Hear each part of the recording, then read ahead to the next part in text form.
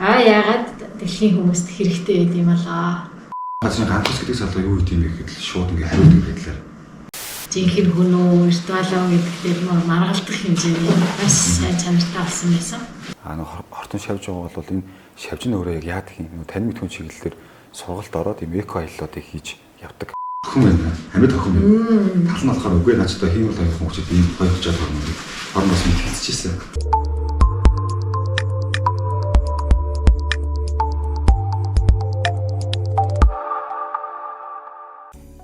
За сайн байцгаана уу? Ой салбарын 100 жилийн ой зориулсан ой яагаад цоврал подкастын маань энэ удаагийн дугаарын зочноор хүүхэд залуучуудын оролцоо сэдвээр манай ойн газрын мэргэжилтэн Ган Төгс ирээд байна. За Ган Төгстэй энэ өдрийн мэндийг хүргэе. За юуны өмнө та өөрийнхөө танилцуулна уу? За сайн байна уу? Намайг Балкын Ган Төгс гэдэг.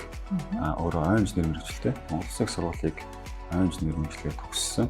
Одоо яг ойн газарт ажиллаад явж байгаа энэ залуу боловсруулч байна.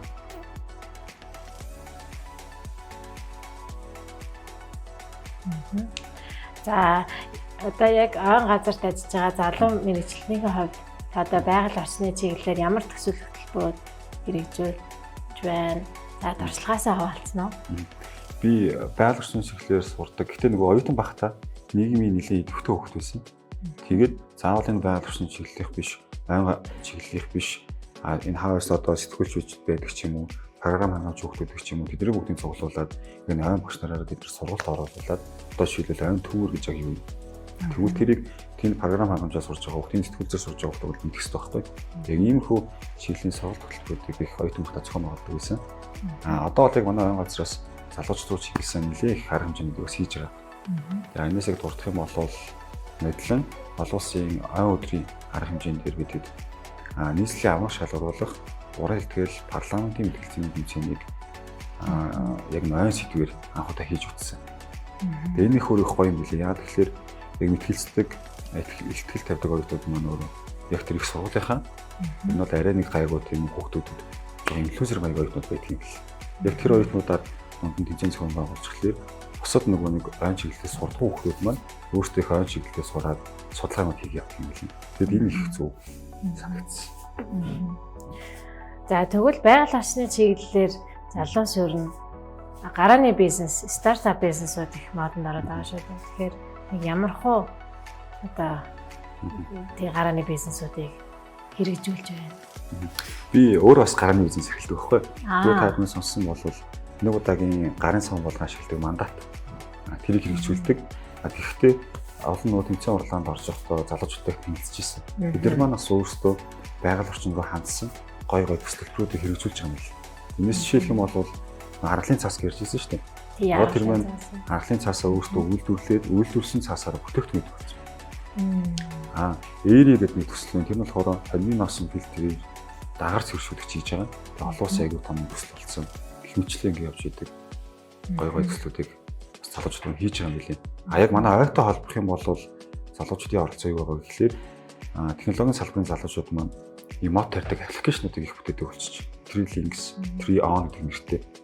Одоо жишээлбэл цаг заванд болохгүй мод тарьж чадахгүй байгаа хүмүүс маань аппликейшн руу хандаад мөнгө төлөөд тухайн газарт модод хариулаад арчилгаа тодорхойг давхар ингээ хийлгээд хянаад явдаг. Ийм аппликейшнийг бол технологийн салбарын залуучууд бүтээсэн билээ.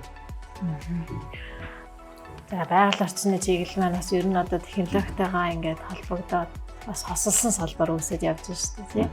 За тэгвэл байгаль орчны салбарт одоо энэ залуучуудын оролцоо гэсэн сэдвтэй подкаст байгаа. За тэгвэл энэ залуучуудын оролцоо ер нь хэр байна? Одоо бидний мэдхээр нөгөө хавар намрын удирдалт ялцгүй нөгөө бүхний мод тарих өдрөөр анги хамт олноор ч юм уу найзуудаараа залуучууд их мод тарьж байгаа. Энэ нь боломжлол болгон явагдаж байгаа.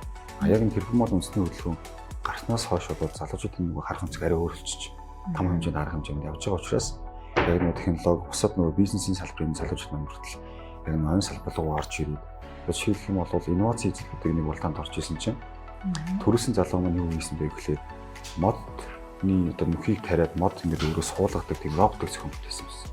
Монгол залуучууд гэх мэтчлэн одоо бусад нөгөө хакатон гэж явдаг шүү дээ технологийн салбарын. Тэр нөгөө байгаль орчны салбар дээр харсангуй бага яваад идэг. Тэгэхээр энэ дээр бас болж өгвөл яг нь байгаль орчны салбарыг нөгөө нэг ашиглагч байгаа технологийн ч юм уу бусад залуучуудаараа өөрсдөө Монголдо хөдөлгөх хэмжээний тийм тэмцээн оролдоо зохион байгуулалт сэтлийг нь өгвөл Монгол залуучууд нь хийчих байхаа гэж хаадаг.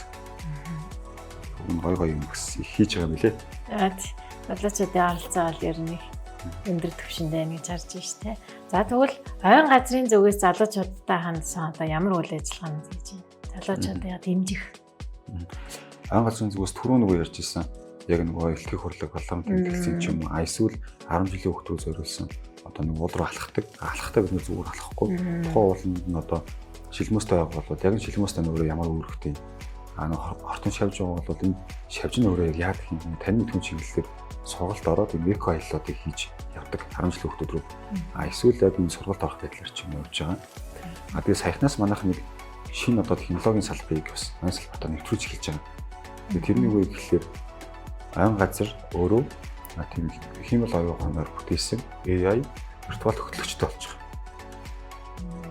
Тэгээд энэ нь өөрөө залуучуудад их тусдаг юм байна л да. Яг л нөгөө залуучуудын ойлгохтой хэлээр нэдэг гэдэг шиг виртуалаар яриад мэдээгийн хөргөчгээр оюунаас сонирхолтой юм гэж юу ярьж байгаа юм бол гэж хардаг юм. Одоо жишээлбэл хаана одоо сая бол ингээл намрын мод тарих өдрүүд туслаа шүү дээ. Тэгвэл яг хаана нь яаж мод тарьсан бүх мэдээг виртуал хөтлөгчөөрийг уншуулад автан зураг дүрс ингээ оруулчихдаг. Тэгээ энэ нь өөрөө залуучуудад их хүрж байгаа болов уу гэж хараад байна. Сайн байцгаана уу? Ойн газрын виртуал хөтлөгч байна. Их газрын эрсдэс уур амьсгалтай Монгол орны хувьд ихэвчлэн хавар номрын үйлрэлт модыг тарьдаг. Тийм яг ойн газрын хийсэн виртуал хөтлөгчийг бол харсан. Үнэхээр сонирхолтой. Бүр яг жинхэнэ хүн үү виртуалоо гэдэг дээр маргалдах хэмжээний маш сайн чанартай болсон байсан. Харин тийм манай бүр албаагчд маань нөгөө виртуал охиныг нь харчаад тал нь энэ бол охин байна. Амьд охин байна. Тал нь болохоор үгүй начтай хиймэл аяг хөнгөчд ийм гоё болчиход байгаа юм уу. Хорн бас мэтгэлцчихсэн. Тийм. Тэгээд энэ дээр бас манаас нэг шин зүйлийг хөгжүүлж байгаа одоо. Юу вэ гэхэлэр ойн газрын вебсайт байгаа. Тэрийг бүр сайн сайжруулад хиймэл аяг ухаанаар мод хариулагчтай болж байгаа. Одоо нөгөө чат GPT гэж байдаг шүү дээ. Яг тэрийг вебсайт дээрээ толгоолоод хөгжүүлж байгаа. Одоо шилэх юм бол би Хөсгөл аймгийн Мөрөн суманд мод тарих гэсэн юм а. Яг тэр байршлаар тарих гэсэн ямар мод тарих вэ гэд хариулах хэмжээний. Эсвэл одоо ойн газрын ганц ус гэдэг залуу юу хийх юм бэ гэхэд шууд ингээ хариулдаг байдлаар тийм вебсайт дээр суурилсан автоматтай хариулагчийг бүтээж байгаа. Тэгээ би бас нэг асуух гэсэн. Одоо танаа нөгөө цэвэн усны нөөц байгаль хамгаалах төвөг маань яг нь хүүхд залуучдууд чиглэсэн гой үйл ажиллагаанд хийдэг шүү дээ. Орон нутгаар хүртэл сургалт авч ороод өөрсдөө хүртэл төвдөө хөгжиж аваад гой сургалтууд хийдэг юм билээ. Энийхээ талаар гой хуваалцаач. За манай байгууллага болохоор энэ байгаль орчин уур амьсгалын өөрчлөлтийн яамны харьяа цэнгийн усны нөөц байгаль хамгаалах төв гэдэг. За гол чиг үүрэг нь болохоор яг энэ хүүхэд залуус одоо олон нийтэд экологийн боловсрол олгох чиг үүрэгтэй. За тэгэхээр сургуулийн өмнөх боловсрол, ерөнхий боловсролын сургууль, ихтэй сургууль, за мөн мэргэжлийн албан хаагчдад энэ байгаль орчны чиглэлийн сургалтуудыг ордог. За мөн одоо судалгаа мэдээллээр бас хангаж ажиллаж байна. За энэ оноос болохоор бид нөгөө музей болон аквариумын сургалт дээр нэмээд лабораторийн сургалтыг нэмж өгсөн. За мөн 100 намрын уйлрал буюу одоо дулааны уйлралд бол бүр ингээд байгаль дээр нь хээрийн дадлаг сургалтыг явуулдаг. Ийм онцлогтой байгууллага байгаа. Би бас нөгөө танах руу орж явахдаа нэг ирвсний юу гэдэг шүү дээ. Тий. Тэр үрээр гоё юм билээ. Хүүхдүүд очоод нэг сонирхож харааддаг. Тэр чинь би 3 сонсог бол нөгөө хавхаар хийсэн гэлээ. Тийм. Тэр 2015-аас 16 онд нэг төслийн хүрээнд нийтдээ 1660 хавхыг одоо цуглуулад тэгээд цуглуулсан хавхаараа одоо тэр ирвсийн дүрсийг хийсэн байдаг. За тэгэхээр нэг хавхны ард л одоо 10 амтныг бид нэр гэртэж хэмтгээс хамгаалдаг гэж үздэг. Тэгэхээр ер нь бол нэг 16,000 амтныг бол хамгаалсан ийм чухал ач холбогдолтой төсөл явсан юм. Танах оронгууд хамгийн түрүүнд яг ингэ дөрөв тусдаг юм билий. Тийм. За тэгэхээр яг энэ оюутан залуучуудад одоо хандаж сургалт хийдгийнхээ би нэг асуулт асууя. Тэгэхээр яг энэ ойн чиглэлээр ер нь сурж байгаа оюутан залуучууд хэр байна? Ойн чиглэлийг ер нь хэрэг сонирхдаг бол. яг хуу харьцангуй саяны хэлмж бол сурж байгаа төсөж байгаа хүмүүс бас бага байсан. Тэгээд тэрбум мод үндэсний хөдөлгөөн хийж гиснээс хойш хүмүүсийн анхаарал бас нааш явчихж байгаа учраас сурж байгаа хүмүүсийн доор харьцангуй нэмэгдсэн. Гэхдээ Монгол 3 их сургуульд яг мэргэжилтэй боловсруулж бэлтгэж байгаа. Монгол Улсын их сургууль, хөдөө аж ахуйн сургууль, шинжлэх ухааны технологийн их сургууль гэсэн 3 их сургуульд доор бэлтгэж байна. Мөн дээрээс нь нэмээд 2 жилийн хөтөлбөр гаргасан. Тэгээд тэр бол их зөв хөтөлбөр байгаа. Яг тэгэхээр өмнө нь өөр мэргэжилтэй бакалаврын дипломтой байх юм бол яг нь айн бакалаврын мэргэжлийг 2 жилийн дотор эзэмшиж болно гэсэн мэс хөтөлбөр гарсан. Тэгээд ах эгчнэр одоо надаас ах эгчнэр хүмүүс хүртэл хувийнхаар суралцж байгаа юм лээ. Тэгээд тэр их гоё хөтөлбөр болсон. Тэгээ одоо бол харьцангуй сайн боловсруулагчнууд маань нэмэгдэж байгаа. За тэгвэл айн салбарт яг ажиллаж байгаа одоо залуус юу нөхөр олон байна вэ? Яг айн салбарын яг тэр статусанд бол нарийн хэлж мэдэхгүй. Гэхдээ манай айн газар дээр бол нийтдээ 38 хүний оронтой байлаа гэхэд 30-аас доош насны 10 орчим бол байна. 30-аас 40 насны бол дийлэнх хэмжиж байгаа. Бусад сая би нөгөө хангаан үсгийн ойжуулалт гээд 21 аймгийн ойнгийнхын хамт хийж утсан. Тэгээд дийлэнх нь бол яг миний үеийн болон нэг 30-аас 40 насны залуучууд л. Тэрээс харьцангуй залуу хүмүүс их байгаа болов гэж харж байна. Тэгвэл айн салбарт ажиллах нь одоо бусад салбарт ажиллахаас юугаар онцлог асуулт магадaltaй юм болов? Одоо энэ чинь нөгөө миний хувьд бол би ч өөрөө багаас их нөгөө байгаль дээр өссөн, Сэлэнгэ аймгийн Буган төдийг тосгон өөрөө байгалийн бүх гой тогтолцоонд бүрдсэн газар төрж өссөн байхгүй. Тэгээд багаас нь байгалийн харьцаад өссөн учраас яг нэг айн инженер мэдэх гэдэг мэргэжлийг сонгож орж ирсэн. Тэгээд энэ маань өөрөө их гой санагддаг учраас юм болоо да гэж бодчих. За энэ жил бол манай одоо айн салбарын 100 жилийн яа тохиож байна. За тэгээд айн салбарт ажилладаг хүний хувьд одоо хамгийн ойр санагдсан тийм дурсамж одоо байна уу? Яг би нөгөө айн салбарынхаа 100 жилийн түүхийг судалсан чинь 1924 онд анхны 4 айн ангид нэгдэхдээ Сэлэнгэ аймгийн 9 мөнд нэгдэжсэн юм. Тэгээд би ч өөрөө 9 сумын Буган тосгонд төрж өссөн байхгүй. Тэгээд төрж өссөн удаас маань бас яг энэ анхны аймагуд нэгдэжсэн юм. Тэгээд одоо тэрбум мод үндэсний хөдөлгөөнтэй ингээ харьцуулаад авах юм бол бас Сэлэнгэ аймаг маань өөрөө аймагуудын хэмжээнд ингээ үлгэр дуурайл үзүүлээд явж байгаа.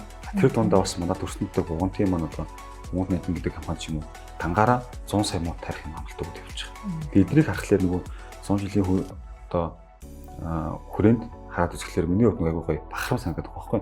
Төрсөн нутаг манай өөрөө яг 100 жилтэй холбогдож байгаа юм байна. Одоо яг ингээ 100 жилийн түүхэн үйл явдал болоход манайх бас дийлэнх одоо тэргүүлээд явж байгаа юм байна гэж тэгэхээр их гоё санагдаад байна. Би яа харахгүй тэрбум мод санаачлага болоо доо. Үнэхээр үндэсний хэмжээний том одоо санаачлага болоод явж байгаа тийм. За манай байгууллагын хувьд ч гэсэндээ тэрбум мод энэ санаачлагын хүрээнд одоо яг сургалтын хэсгийг хариуцаж ингээд ажиллаж байгаа. За ингээд манай подкастын уламжлалт асуулт. За яагаад дэлхийн хүмүүст хэрэгтэй байд юм болоо? За би яг ерөөсөө гэр орон гэж хардаг байхгүй. Ягаад гэвэл хүн ерөөсөө гэр орноо засаж сайжруулах тусам илүү гоё тогтвортой амьдэрдэг. Тэр тэгээ яг адилхан хойм одоо илүү сайн хамгаалаад хайрлаад илүү сайн одоо тарьж арчлах тусам бидний нөгөө хөрөлөн байгаа орчин илүү гоё тогтоохтой болдог учраас яг гэр орон шиг гоё харьлаарай л гэж хүсэж байна. За ингээд хамтран ярилцсанд баярлалаа. Айн салбарын 100 жилийн мэндийг хүргэе. За танд ажлын бас амжилтыг хүсье. Баярлалаа.